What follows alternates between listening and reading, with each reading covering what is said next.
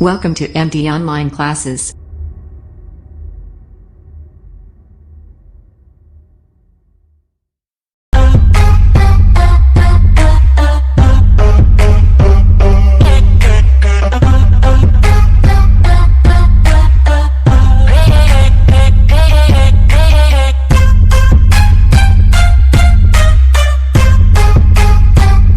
Hello students, आप लोग कैसे हैं। मैं कामना करती हूँ कि आप लोग घर पे होंगे और स्वस्थ होंगे और सोशल डिस्टेंसिंग का पालन करते होंगे, क्योंकि इस समय आप जैसा कि जानते हैं कि कोरोना जैसे भयंकर वैश्विक महामारी से हम सब जूझ रहे हैं, जिसके कारण हमारी पढ़ाई बाधित है। और जैसा कि हम क्लास में पढ़ाते थे, वैसे ही कक्षा 10 के विद्यार्थियों के लिए पहला अध्याय सूरदास के पद लेकर प्रस्तुत हुई हूँ, जिसको मैं पहले पढ़ाऊँगी, भाव बताकर ही पढ़ाऊँगी, क्लास में जैसे पढ़ाती थी जाकर। फिर इसके अर्थ बताऊँगी, आप लोग अपनी कॉपी में नोट कर लीजिए, जिससे इसका व्याख्या करने में आसानी होगी। फिर हम इसकी विशेषता और काव्य सौंदर्य बताएंगे। 2 पैरे का पहले बता देंगे, फिर नेक्स्ट वीडियो में 2 पैरा बताएंगे। तो स्टार्ट करते हैं, चलिए। चरण कमल बंदो हरि राय, चरण कमल बंदो हरि राय, चरण कमल बंदो हरि राय, जाकी कृपा पंगु गिरि लंघे, जाकी कृपा पंगु गिरि लंघे, अंधे को सब कुछ दर्शाए, चरण कमल बंदो हरि राय। बहिरा सुने गंग पुनि बोले, रंग चले सिर छत्र धराए, चरण कमल बंदो हरि राय। सूरदास स्वामी करुणाम, सूरदास स्वामी करुणाम, बार बार बंदौती पाए, चरण कमल बंदो हरि राय। अविगत गति कछु कहत न आवे, अविगत गति कछु कहत न आवे, जो गूंगे मीठे पलको रस अंतर्गत ही भावे, अविगत गति कछु कहत न आवे, परम स्वाद सब ही सुनिरंतर, परम स्वाद सब ही सुनिरंतर, अमित तोष उपजावे, अविगत गति कछु कहत न आवे। मन वाणी को अगम अगोचर, मन वाणी को अगम अगोचर, सो जाने जो पावे, अविगत गति कछु कहत न आवे। रूप रेख गुण जाति जुगत बिनु, रूप रेख गुण जाति जुगत बिनु, निरालंब कित दावे, अविगत गति कछु कहत न आवे। सब विधि अगम विचार ही ताते, सब विधि अगम विचार ही ताते, सुर सगुन पद गावे, अविगत गति कछु कहत न आवे। चलिए, कंप्लीट हो गया। अब हम चलते हैं अर्थ की ओर। आप लोग अपने अपने कॉपी में इसके अर्थ लिख लेंगे। चरण कमल, चरण मीन्स चरण, कमल यानी कमलों के समान चरण, बंदो मीन्स वंदना करना, हरि राय मीन्स हरि श्री कृष्ण, जाकी कृपा जिनकी कृपा से, पंगु मीन्स लंगड़ा, गिरि मीन्स पर्वत, लंगे मीन्स पार करना, अंधे मीन्स अंधा जानते ही हैं, को सब कुछ दर्शाए मीन्स सभी वस्तुएं दिखाई देने लगती हैं, बहिरो सुने मीन्स बहरा व्यक्ति सुनने लगता है, गुंग पुनि बोले गूंगा व्यक्ति फिर से बोलने लगता है, पुनि मीन्स फिर से, रंग मीन्स निर्धन, और चले सिर छत्र धराए यानी राजा के समान सिर पर छत्र धारण करके चलना, अर्थात राजा के समान चलना। सूरदास स्वामी करुणामय, बार बार जानते हैं, बंदो मीन्स वंदना करना, तिहि पाई, पाई मीन्स पैर, अति मीन्स उन पैरों की। अब व्याख्या वाक्य की तरह से।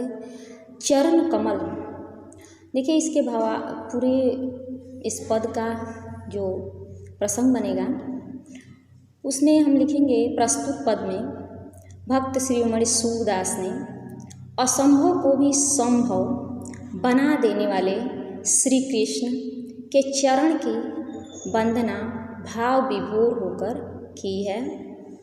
फिर उसकी व्याख्या लिखेंगे। प्रस्तुत पद में भक्त कवि सूरदास जी कहते हैं, हे भगवान, मैं आपके उन चरणों की वंदना करता हूँ जिनकी कृपा से, अगर जिनकी कृपा हो जाए तो लंगड़ा व्यक्ति भी पर्वत को पार कर सकता है और अंधे व्यक्ति को भी सभी वस्तुएं दिखाई देने लगती है और बहरा व्यक्ति सुनने लगता है और गूंगा पुनिमिस फिर से बोलने लगता है। अगर आपकी कृपा हो जाए तो रंग में निर्धन चलने लगता है, सिर पर छत्र धराए, राजा के समान सिर पर छत्र धारण करके चलने लगता है, अर्थात राजा बन जाता है। इस प्रकार आप असंभव को संभव कर देने की क्षमता रखते हैं। सूरदास जी कहते हैं कि हे करुणामय भगवान,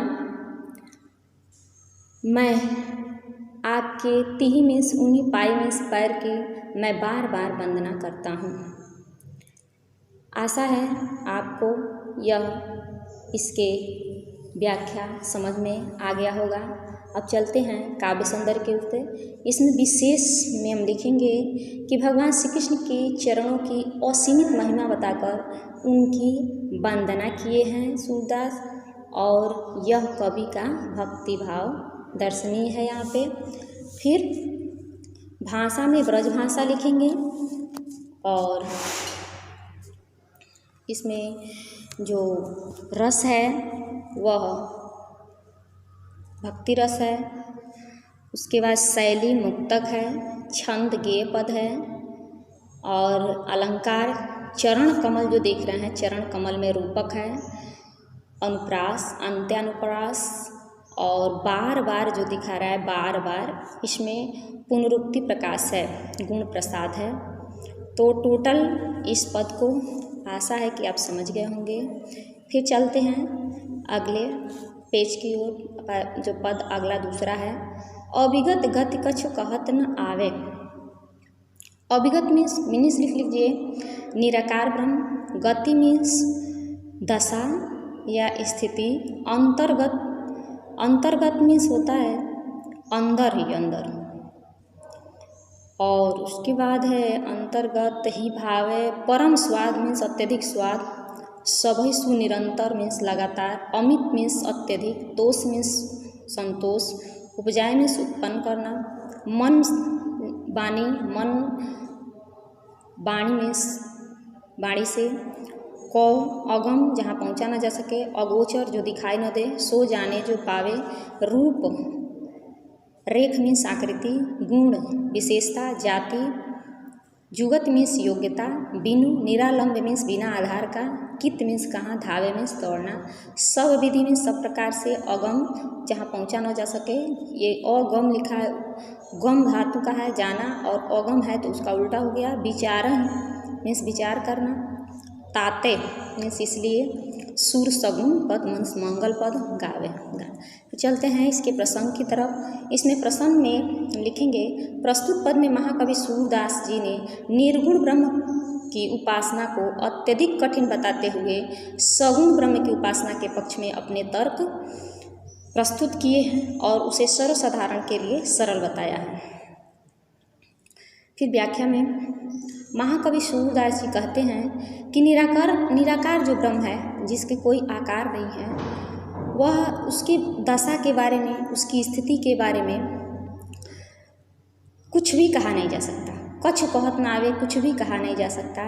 ठीक उसी प्रकार जैसे गूंगे व्यक्ति को मीठे फल का रस अंदर ही अंदर, उसको अंदर ही अंदर तो अच्छा लगता है, किंतु बाणी और उसको हृदय में तो उसे अच्छा लगता है, लेकिन बाणी उसके पास नहीं है, मुख है, बोल नहीं सकता है, तो उसको वह उसकी मधुरता के बारे में बता नहीं सकता है। निर्गुण ब्रह्म के बारे में भी भक्त की यही स्थिति होती है, क्योंकि वह एक जो निर्गुण ब्रह्म है एक फल के समान है। जैसे गूंगा व्यक्ति उसका फल का मधुरता का वाणी उसके पास नहीं है व्यक्त करना, ठीक उसी प्रकार जो निर्गुण ब्रह्म है उसको न मन से और न वाणी से, न मन से उसके पास पहुंचा जा सकता है, न वाणी से बताया जा सकता है। को अगम है, वहाँ तक पहुंचा नहीं जा सकता। अगोचर है। अगोचर मीन्स बताए भी थे आपको। अगोचर मीन्स क्या होता है? जो दिखाई न दे और सो जाने जो पावे, यानी जो भक्त निर्गुण शाखा के भक्त होगा वही उस निर्गुण भक्ति को जो ज्ञान प्राप्त किया होगा बस वही जान पाएगा और दूसरा व्यक्ति जान नहीं पाएगा।